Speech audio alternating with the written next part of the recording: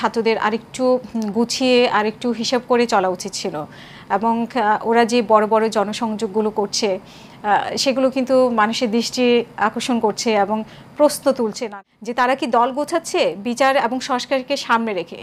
আর বিচার কাদের বিচার চাচ্ছে, কাদের বিচার হচ্ছে? আওয়ামী লীগে তো সব পালিয়ে গেছে। ছাত্ররা বিচার চায়, কিন্তু ছাত্ররা কিন্তু এটা বলছে না যে 656 জন কোথায় গেল, 626 জন কোথায় গেল, আমরা সেটা জানতে চাই। অনেক ধন্যবাদ। আমার মনে হয় নতুন করে একটা সংশয় তৈরি হতে পারে, আবার নাও হতে পারে, কিন্তু হতে পারে এই কারণে বলছি, কারণ ওরা খুব তাড়াতাড়ি সব কিছু করে ফেলছে।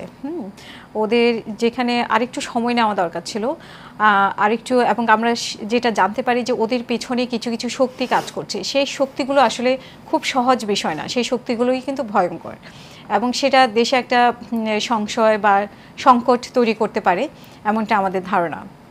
তো সেই জায়গা থেকে আমরা মনে করি যে ছাত্রদের আরেকটু গুছিয়ে আরেকটু হিসাব করে চলা উচিত ছিল এবং ওরা যে বড় বড় জনসংযোগগুলো করছে সেগুলো কিন্তু মানুষের দৃষ্টি আকর্ষণ করছে এবং প্রশ্ন তুলছে নানাভাবে। জনগণের কথা বলে ওরা, জনগণ তাদেরকে চায়, জনগণের কথা বলে একটি দল গঠন করতে চায়, কিন্তু সব কিছুর একটা সময়ের ব্যাপার, কিন্তু সেই সময়টা ওরা মনে যে খুব তাড়াহুড়া করে নিচ্ছে।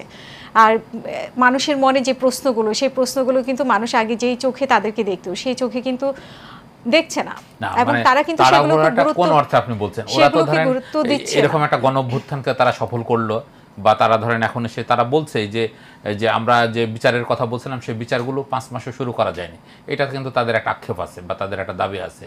বা সংস্কারের কথাগুলো ঠিক মানে সংস্কারের কমিশনগুলো তৈরি হয়েছে, কিন্তু সংস্কারের ব্যাপারে কি রোডম্যাপ সেটাও কিন্তু এখনো সামনে আসে। তো তারা তো এই ক্ষেত্রে একটু ধরেন দাবি দেওয়াটা বা একটা জোরদার দাবি জানাতেই পারে। পাশাপাশি তারা মনে করছে যে আমাদের রাজনীতিতেও একটা সংস্কার বলেন বা শুদ্ধতা বলেন, বা রাজনীতিতে আরও যে মানে এই যে তারা বারবার যে ইনক্লুসিভ বাংলাদেশের কথাটা বলছিল, যে একীভূত রাজনীতি করা এবং সেইখানে রাজনীতির নতুন বার্তা নিয়ে আসা, যে রাজনীতি ধরেন 53 বছরের আমাদের যে রাজনীতির অভিজ্ঞতা, সেইখানে তো যে কোনো কারণেই হোক জনগণ নানাভাবে বঞ্চিত হয়েছে, এটা তো একটা বাস্তবতা। আমরাও তো চাই কিংস পার্টি হোক, পার্টি হোক, নতুন পার্টি হোক, যেটা বিএনপিও স্বাগত জানায় বা অন্য অন্য দলও স্বাগত জানায়, যে কেউ পার্টি করতে পারে। এখানে তো বহু দল হয়েছে, আমরা সাথে জানুয়ারি নির্বাচনের আগেও বেশ কয়েকটি দলকে আমরা দেখেছি, সব দলকে কিন্তু কিংস পার্টি বললেও স্বাগত জানিয়েছে সবাই, কিন্তু সেটা নিয়ে কোনো প্রশ্ন না। প্রশ্ন হচ্ছে যে বিচার চায় এবং সংস্কার চায়, সংস্কার চায়, বিচার চায়, নাকি আসলে নিজেদের দল গোছাতে চায়? এখানেই জনগণের প্রশ্ন, যে তারা কি দল গোছাচ্ছে বিচার এবং সংস্কারকে সামনে রেখে। আর বিচার কাদের বিচার চাচ্ছে, কাদের বিচার হচ্ছে? আওয়ামী লীগে তো সব পালিয়ে গেছে। কয়েকজন আপনাকে ধরা পড়েছে এবং কয়জনের সঠিক বিচারটা হচ্ছে, এবং এও আমরা শুনতে পাই যে তারা জেলে ভালোই আছে যে কয়জনকে ধরেছে, এবং যারা পালিয়ে গেছে, পালিয়ে যেতে সহযোগিতা করেছে, কারা সহযোগিতা করেছে, তাদের কেন বিচার চাচ্ছে না? আমার প্রশ্ন সেখানে।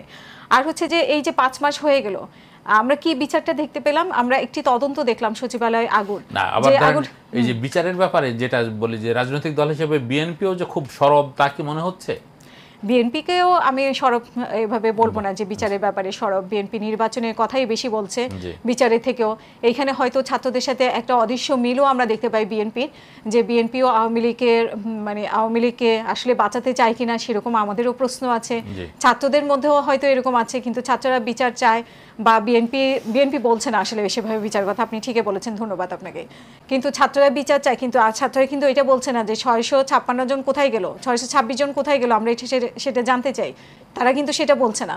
তাহলে তারা কার বিচার চাচ্ছে, কিভাবে বিচার চাচ্ছে? এত 5 মাসে যে কোনো বিচার হলো না, সেটা কি হলো? এবং একটা তদন্ত রিপোর্ট আমরা দেখেছি যেটা খুবই হাস্যকর তদন্ত রিপোর্ট, যে সচিবালয়ের আগুন। তো আসলে বিচার বলতে আমরা কি বিচারে বা হচ্ছে সেটা। এবং আজকে আপনি নিশ্চয়ই দেখেছেন প্রেস সচিব বলেছে যে যদি বেশি সংস্কার না চায় রাজনৈতিক দলগুলো, তাহলে ডিসেম্বরের মধ্যে নির্বাচন। এই কথার অর্থ কি? আসলে বেশি সংস্কার কম সংস্কার বলতে ওনারা কি সংস্কার বোঝাচ্ছে? ওনারা তো প্রয়োজনীয় সংস্কার করে ওনারা নির্বাচন দিবে, সেটাই আমরা জানি। প্রয়োজনীয় সংস্কার কি নির্বাচনের জন্য? 5 মাসে আসলে খুবই হতাশাজনক। যেটা আমরা আশা করেছিলাম গণ অভ্যুত্থানের মাধ্যমে সব দল মত একসাথে ছিল 5ই আগস্টে, এবং 8ই আগস্ট ওনারা শপথ নিলেন, যদিও শুরু থেকেই শপথ নিয়েই বিতর্ক যে কেন সংবিধান সংবিধানকে রক্ষার জন্য শপথ নিল এবং শাহাবুদ্দিন চুপ্পুর কাছে শপথ নিল। বাট পরবর্তীতে আমরা আশা করেছিলাম যে এই সরকার আমাদের প্রত্যাশা পূরণ করতে পারবে, কিন্তু সেখানে আমরা একটু হতাশ হয়েছি।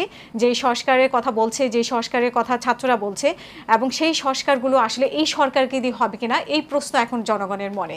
এইখানেই আসলে মানে অন্তর্বর্তীকালীন সরকারকে আমরা আমি সংস্কার সংস্কার সংস্কার শুনতে কি সংস্কার কথা, কোথায় সংস্কার করতে, সেগুলি তো শুনি না।